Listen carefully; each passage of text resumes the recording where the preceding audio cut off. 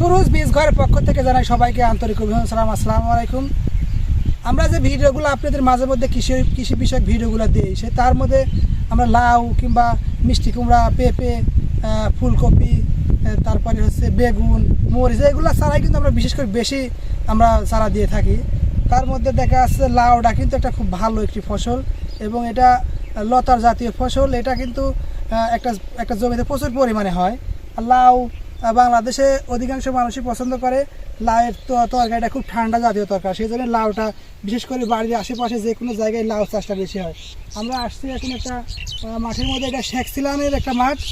এই মাঠের মধ্যে শেখসিলান লালপুর নাটোর, এইখান থেকে যাচ্ছিলাম। আমি মাঝে মধ্যে যাই, এদিক দিয়ে যাওয়ার পরে আমি দেখি আমার এই জানলাটার কী অবস্থা, লাউগুলা কীরকম কী, প্রত্যেকটা বিষয় দেখি। দেখার পরে আসলে এত সুন্দর যে এইখানে এই লাউগুলা হয়েছিল, আর এত সুন্দর যে এখানে লাউ ধরে, আমার কল্পনাই হয় না যে আসলে একটা গাছ থেকে, একটা জমি থেকে এত লাউ পাওয়া যায়।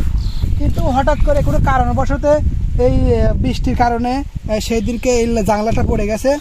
দেখেন এত পরিমাণ যে লাউ ধরে আছে, তার মধ্যে এর মধ্যে আসলে জানলাটা পড়ে যায়, অনেক ক্ষতি হয়েছে।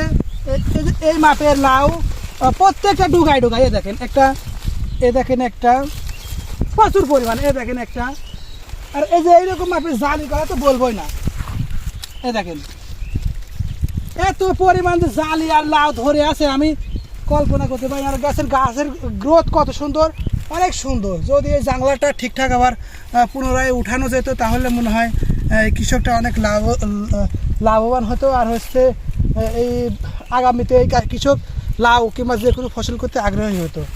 আর লাউটা সবচেয়ে প্রথম কথা হচ্ছে, যদি সঠিক বীজ না হয় তাহলে সঠিক কোনোভাবেই কোনো কৃষক লাভবান হয় না।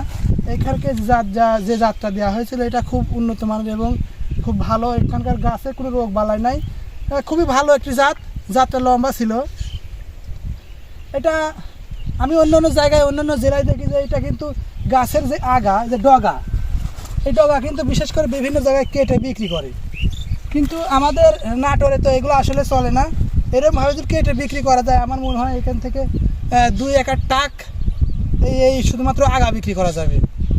আমাদের নাটোরে, আমাদের এলাকায়, এই এলাকাতে প্রচুর পরিমাণ সবজি হয়। সঠিক যে সবজি সেইগুলাই খাওয়া শেষ করতে পারে না, তাহলে এই গাছের ডগা কখন খাবে? সেই জন্য আমাদের এলাকাতে এটা চাহিদা কম। অন্য অন্য এলাকায়, ঢাকা জেলা কিংবা শহর এলাকায় এটা বেশি চলে।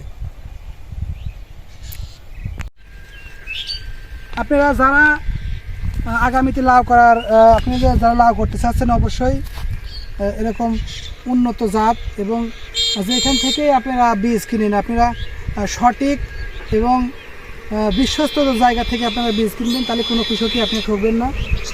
যদি ভালো ফসল হয়, তাহলে কৃষক কিন্তু সবসময় সেই ফসলের উপরই একটা পরিচর্যা থাকে। আর সবচেয়ে প্রথম শর্ত সঠিক বীজ সংগ্রহ করুন, ভালো ফসল ফলান, দেশকে এগিয়ে নেওয়ার জন্য বড় ধরনের একটি সহযোগিতা করুন।